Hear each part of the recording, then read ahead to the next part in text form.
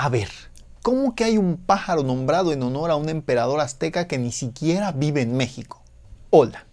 Bueno, pues resulta que ya es septiembre y aquí en México en septiembre se celebran las fiestas patrias y el tema de la independencia y todo ese tipo de cosas. Y bueno, aunque así estar muy conforme y satisfecho con el concepto moderno de Estado-Nación mexicano, pues, pero creo que este es el momento adecuado tal vez para profundizar un poco en dónde han estado las aves en esos años de historia de estos territorios que ahora llamamos México. Por ejemplo, hace ya varios años platicamos aquí sobre las aves rapaces y su representación en la bandera de México, pero en esta ocasión me gustaría contarles algo que también se me hace muy interesante y de lo cual casi no se habla. Y es que personas que vivieron en este espacio geográfico que hoy denominamos México están representadas en los nombres científicos de las aves. Y digo nombres científicos porque los nombres comunes en español y en inglés son harina de otro costal. Y es que tenemos muchos Swainsons, Wilsons, Nelsons, Strickland, Townsend y demás nombres de personajes extranjeros en las aves de México, en aves que están distribuidas únicamente dentro de lo que ahora conocemos como México o que se extienden hacia tierras más al sur. Nombres que fueron puestos en honor a personas que a veces ni siquiera pisaron estas tierras, como en el caso de Lamprodaima rami o Driobates stricklandii, que fueron dos personajes que nunca llegaron a México y probablemente nunca conocieron vivos a estas aves que llevan su nombre. Y otros como Swainson, por ejemplo, pues venían a México, exploraban, colectaban las aves, se las llevaban y otros las describían en su honor. Y cosas de este estilo. Y aunque actualmente hay discusión sobre qué tan adecuado es tener especies nombradas en honor a personas o personajes que incurrieron en actitudes por lo menos cuestionables en sus tiempos de exploración de estos nuevos mundos, también hay unos pocos ejemplos de personajes que nacieron, vivieron, trabajaron y murieron en las mismas áreas en las cuales esas aves que después llevaron su nombre también se distribuyen. Y el día de hoy conoceremos las historias de esos personajes que dan nombre a algunas cuantas aves que viven con nosotros, que conviven en nuestro territorio, en nuestras selvas, nuestros bosques o desiertos. Y tal vez así nos daremos cuenta que en México llevamos viendo hacia arriba y hacia las aves desde hace mucho tiempo, que a nuestras espaldas caminan cientos de otros ojos curiosos que en su momento vieron esas aves que después fueron nombradas en su honor. Primero les quiero contar de dos personajes que tienen aves a su nombre, pero que vivieron antes de que México fuera México. Estoy hablando de dos emperadores, de dos Huey Tlatoani del Imperio Mexica, que fueron Cuauhtémoc y Moctezuma. Estos dos señores vivieron y murieron mucho antes siquiera de que comenzáramos a describir las aves y las especies como las conocemos ahora. No fue sino ya hasta el siglo XVIII y XIX cuando empezó un poco a romantizarse, si le podemos llamar así, esta idea de los pueblos prehispánicos, de los pueblos e imperios que existieron antes de la llegada de los europeos al continente, pues que comenzó a dársele relevancia a estos nombres. Y tenemos varios ejemplos en las aves, por ejemplo, Columbina inca, que es en honor a los incas, aunque de hecho se equivocaron y no se distribuye en Sudamérica, o también todo el género Amazilia, que también hace referencia a una novela de la época donde su protagonista era una mujer indígena, etcétera, etcétera, etcétera. Dentro de este contexto es que tres especies de aves recibieron el honor, por decirle de alguna manera, de ser nombradas como los gobernantes de México Tenochtitlan. Por un lado tenemos dos aves que son nombradas en honor a Moctezuma, al señor enojado, que son la codorniz de Moctezuma o Cirtonix montezuma y la oropéndola de Moctezuma o Psarocoleus montezuma. Estas dos son nombradas en honor a Moctezuma Xocoyotzin, el segundo Moctezuma que gobernó sobre las ciudades de México Tenochtitlan y Tlatelolco, y el primero que tuvo contacto con los europeos. Spoiler, salió mal. Aunque curiosamente hay dos Moctezumas, entonces perfectamente uno podría ser para la oropéndola y otro podría ser para la codorniz, pero en realidad en las descripciones de ambas especies pues viene que es específicamente para este Moctezuma II. Por otro lado, hay una oropéndola que se llama Psarocoleus guatimosinus, que está nombrada en honor al emperador Cuauhtémoc. Y aquí ocurren dos cosas divertidas. La primera es que Sarocoleus guatimosimus no vive ni siquiera en México, de hecho vive en Sudamérica. Y lo que pasó aquí es algo que pasaba muy comúnmente durante los primeros años de exploración y de descripción científica de las especies. Y es que se traslapaban y se confundían las localidades de las cuales provenían estas aves, porque muchas de ellas cuando eran colectadas se les ponían etiquetas muy vagas, como decir, bueno, esta ave la colecté en México. Ok, pero ¿dónde en México? No, pues en México. O cosas peores como, no, pues esta ave la colecté en América. ¿En dónde en América? En América. Y cosas así. Entonces es probable que por un error en estas etiquetas de colecta, por un error en estas referencias de la distribución de la especie, a esta oropéndola, que ni siquiera vivía en la región que alguna vez gobernaron Moctezuma o Cuauhtémoc o ninguna sociedad mesoamericana, porque está en Sudamérica, le pusieron Sarocoleus guatimosimus en honor a Cuauhtémoc. Y la otra cosa interesante de este nombre es que Guatimosimus viene de Guatemus o Guatemusin, que eran las formas tempranas con las cuales se escribía el nombre de Cuauhtémoc, porque todavía la gente no estaba muy familiarizada con la pronunciación de la lengua náhuatl. Y ya adentrándonos en el siglo XIX, ya cuando México se estaba conformando como nación independiente, como ya la conocemos ahora, hubo un señor que se llamó por ahí Rafael Montes de Oca. Montes de Oca, de hecho, es paisano mío, nació en la misma ciudad que yo, en la ciudad de Jalapa, en el año de 1830. Y en realidad tenemos pocos datos biográficos de él como para chismear un poco más de su vida. Lo que sí sabemos fue que en su tiempo fue un reconocido naturalista, que realizó colectas con las cuales se describieron muchas especies y que apoyó las expediciones de naturalistas extranjeros que venían por la región. Escribió probablemente el primer libro sobre la historia natural de los colibríes en México y además comenzó un trabajo que no llegó a terminar por completo, que eran una serie de litografías de colibríes y orquídeas de México, las cuales se publicaron en un libro de manera póstuma. Él ya nunca lo vio terminado, pero es un libro increíble llamado Colibríes y Orquídeas de México, que algún día lo voy a tener entre mis manitas. En el año de 1865, el naturalista John Lawrence describió una nueva especie de gorrión que provenía de los bosques templados, de los bosques de coníferas, de los alrededores de la ciudad de Jalapa, muy probablemente cerca de las localidades actuales de La Joya o Las Vigas. Ejemplares que fueron colectados aquí por el mismo Montes de Oca. Y en atención a esta colecta y a los otros trabajos que se le reconocen, Lawrence le puso a esta nueva especie de gorrión el epíteto Ocay en honor a Rafael Montes de Oca. Y aunque el género ha cambiado con los años, hasta la actualidad nos ha llegado Pipilo Ocay o rascador de collar, una ave endémica de los bosques templados del centro y sur de México que también lleva el nombre de un mexicano.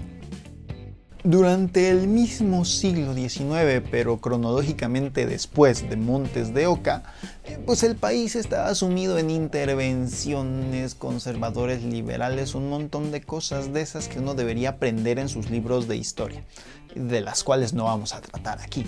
Pero entre todo eso había una necesidad muy importante de cartografiar, de mapear el territorio, de saber dónde estaban los caminos, los ríos, las montañas, etc. Y claro, eso nos parece muy fácil en la actualidad, pero en aquellos momentos los únicos mapas de los que se disponían eran mapas muy antiguos, de esos mapas que mostraban incluso Baja California como una isla, cosas muy viejas y muy desfasadas con lo que realmente existía. Así, para finales del siglo XIX y ya bajo el gobierno de don Porfirio, Porfirio Díaz, en México se creó una cosa que se llamó la Comisión Geográfico Exploradora, que tenía como objetivo cartografiar el territorio y generar los primeros mapas modernos de México, los primeros mapas que tenían latitud, longitud, altura, líneas de nivel y todas esas cosas que ahora damos por sentado en los mapas que usamos. Y al frente de esta comisión estaba uno de los más grandes y más reconocidos topógrafos de México en esos momentos, un señor llamado Agustín Díaz, quien al mando de un montón de otros geógrafos, topógrafos, naturalistas y gente afín, un montón de gente loca que siempre andaba en el monte,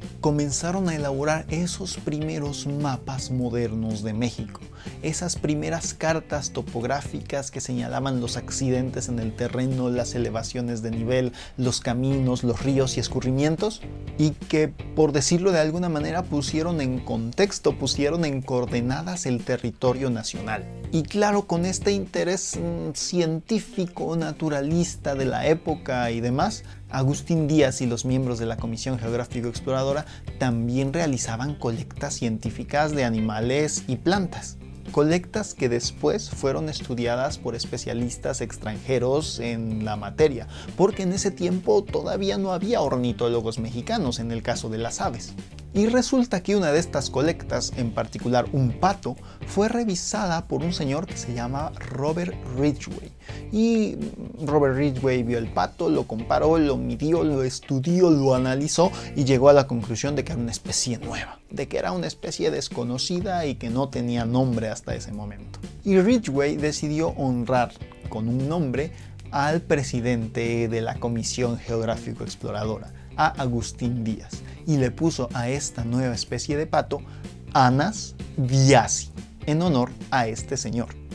Una cosa importante y muy interesante que quiero recalcar de este Anas diazi es que usualmente estas colectas de especímenes tipo, de los especímenes en los que se basaba la descripción de una especie, muchas veces terminaban en museos fuera del país, ya sea terminaban en el Museo Smithsoniano, en el Museo Británico y en un montón de lugares por el estilo.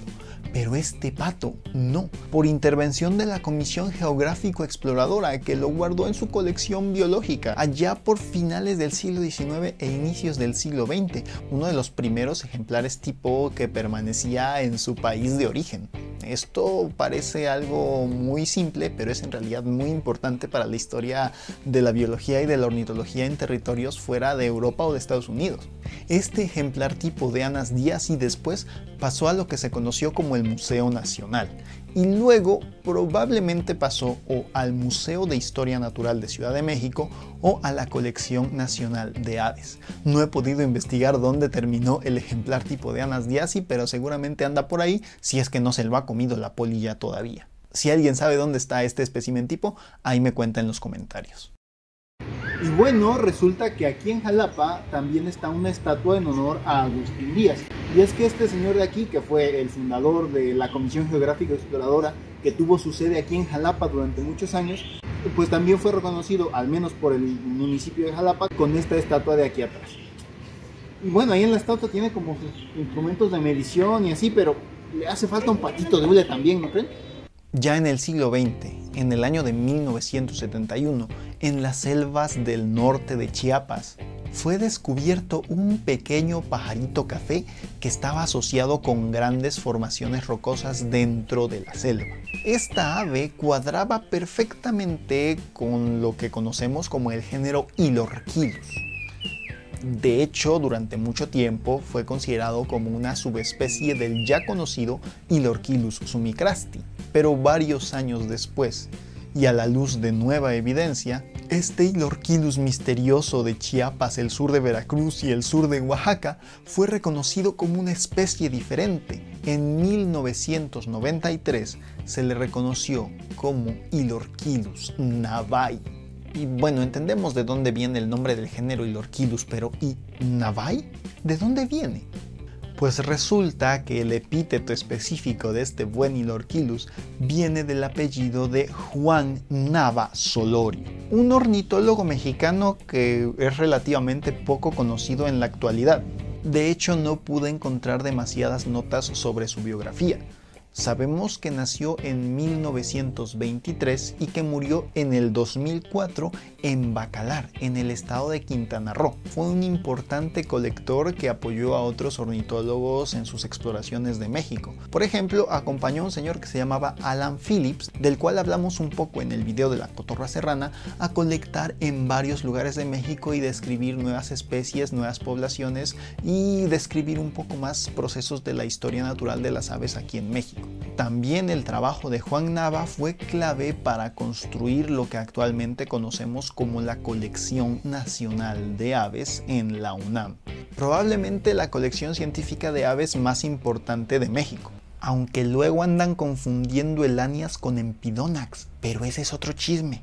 Y en realidad no pude encontrar mucho más sobre Juan Nava.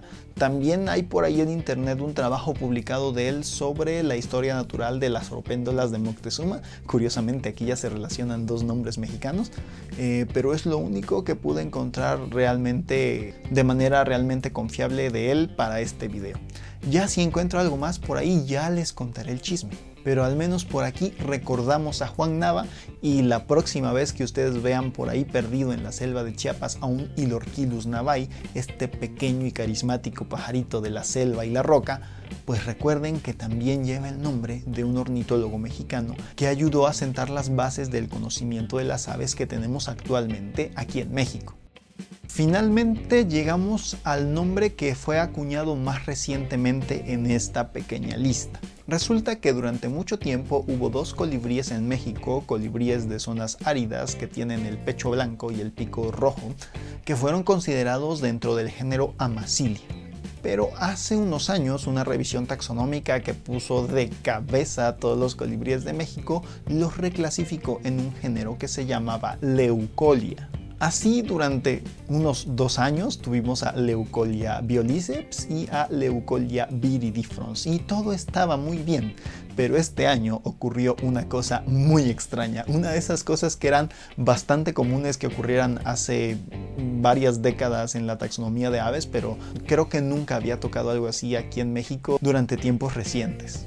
Porque resulta que a quienes describieron el género Leucolia se les pasó por alto que ese nombre, Leucolia, ya había sido usado antes en un género de colibríes. Y de acuerdo al código, no pueden usarse nombres de género que ya hayan sido ocupados anteriormente para otro género, obviamente. Por lo tanto, el nombre Leucolia tenía que cambiar, y para reemplazarlo fue creado otro género, el género Ramosomia. Y este nombre aparentemente tan raro no fue elegido al azar. Se divide en dos partes. Por un lado Ramos, que es un apellido, y por otro lado Muia, que significa mosca. La parte de lo de mosca hace referencia a los antiguos nombres de los colibríes que hacían referencia a su pequeño tamaño, como si fueran moscas. Pero lo que nos interesa hoy aquí es la primera parte, es Ramos, porque ese era el apellido de un personaje de la ornitología mexicana. Mario Alberto Ramos Olmos, más conocido como Mario Ramos, fue un ornitólogo mexicano que nació en Ciudad de México en el año de 1949. Se convirtió en el primer mexicano en obtener un doctorado en ornitología. Trabajó también durante muchos años en la Sierra de los Tuxtlas, aquí en el estado de Veracruz, y entre las muchas cosas que hizo, una muy destacable es fundar la Asociación de Ornitología Neotropical, que es una asociación que sigue vigente actualmente y que realiza bastantes proyectos y genera bastante conocimiento sobre las aves de los trópicos americanos. También trabajó activamente por la conservación de varias especies y de varias áreas importantes para las aves en México, y el Observatorio de Aves de la localidad de Chichicastle, aquí en Veracruz, donde se monitorea la migración de aves rapaces de otoño, lleva su nombre. Y hasta hace poco me parece que ese observatorio era tal vez el único reconocimiento aquí en territorio nacional para el trabajo de Mario Ramos. Actualmente, aparte del observatorio, hay 2 especies de colibríes que llevan su nombre. Hay 2 especies de Ramosomia. Y finalmente, pero no menos importante, tenemos un ave de la cual ya he hablado en varios otros videos porque me gusta mucho su historia y porque me gusta mucho esa ave y porque es microendémica de México y porque está bien bonita. Y es que si bien es poco común que haya aves nombradas en honor a mexicanos, es más raro aún que haya aves nombradas en honor a mexicanas. Resulta que de todas las aves de México, actualmente solo hay una especie que tiene un nombre puesto en honor a una mujer mexicana. Por supuesto, me estoy refiriendo a la poderosísima Passerina rosita. cuyo nombre fue puesto en honor a Rosalía Nibón, una mujer que vivió en el estado de Oaxaca, en el Istmo de Tehuantepec, y que fue la esposa de Francis Sumicras, quien descubrió la especie y le puso el nombre de Rosita porque le parecía muy bonita, y un montón de chisme romántico más que tienen 2-3 videos en el canal que les voy a dejar por aquí para que lo conozcan al completo. Pero lo interesante no solo es esto, sino que también, aparte de ser la única mujer mexicana que tiene un ave en su honor, también es la única ave en México donde la mujer que inspiró el nombre de la especie realmente vivió en el territorio donde vive la especie, donde existe realmente esta ave. Cosa que no pasa, por ejemplo, con el colibrí de Ana, que también tiene nombre de mujer, pero que Ana Rivoli nunca visitó la distribución del colibrí de Ana. Lo mismo que pasa con Dorica Elisa, otro colibrí que tiene nombre de mujer, pero Elisa, que vivía en Europa, tampoco nunca vivió en la distribución del colibrí. Así que Passerina Rosita es muy especial también por eso, porque el ave y la persona a la cual se le honra con su nombre realmente vivieron y coexistieron en el mismo territorio. Y así, estos son los 7 personajes mexicanos, o bueno, que vivieron en los territorios que ahora conocemos como México, que tienen su nombre en las aves. Moctezuma, Cuauhtémoc, Rafael Montes de Oca, Agustín Díaz, Juan Navas Olorio, Mario Ramos y Rosalía Nibón son 7 personas de tiempos y tierras distintas, enlazadas a la naturaleza por deber, por amor o por simple memoria de quienes les pusieron estos nombres. Y aunque mucho se dice actualmente sobre la pertinencia de nombrar especies en función de seres humanos, creo que el hecho de recordar a los pocos mexicanos que tienen nombres en su honor, y me refiero pocos en comparación a los 10 o 15 nombres que tienen gentes como Swainson, Bairs o Wilson de especies de aves que viven en nuestro territorio, es algo importante. Es una manera de recordarnos que desde siempre hemos mirado a las aves que nos rodean, que desde siempre hemos estado relacionados con la naturaleza y que esas aves que ahora admiramos están ahí no desde que alguien que vino de fuera las descubriera y las nombrara, sino también desde que nosotros, desde nuestros propios territorios, las conocemos, las vemos y las nombramos. Y otra manera de reconocer esta persistencia de las aves a través del tiempo es a través de los nombres comunes regionales, pero de eso ya hablaremos en otro video.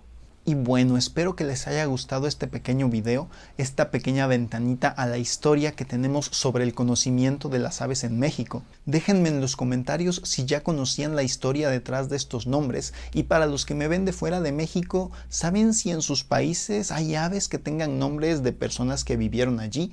Así de momento, de bote pronto, por ejemplo, recuerdo a la Celedonia coronata con Celedon, Atlapetes blanca de Colombia y Podiceps gallardoi de Argentina, pero estoy seguro que hay muchos más. Si conocen alguno, déjenlo en los comentarios. Y sin nada más por el momento, más que agradecer como siempre a los Patreons del canal, a los miembros, a todos ustedes que se suscriben, que comparten estas historias y que lo sigan haciendo, por favor, que compartan, que comenten, que hagan crecer esta comunidad, que hagan crecer las interacciones de esta comunidad.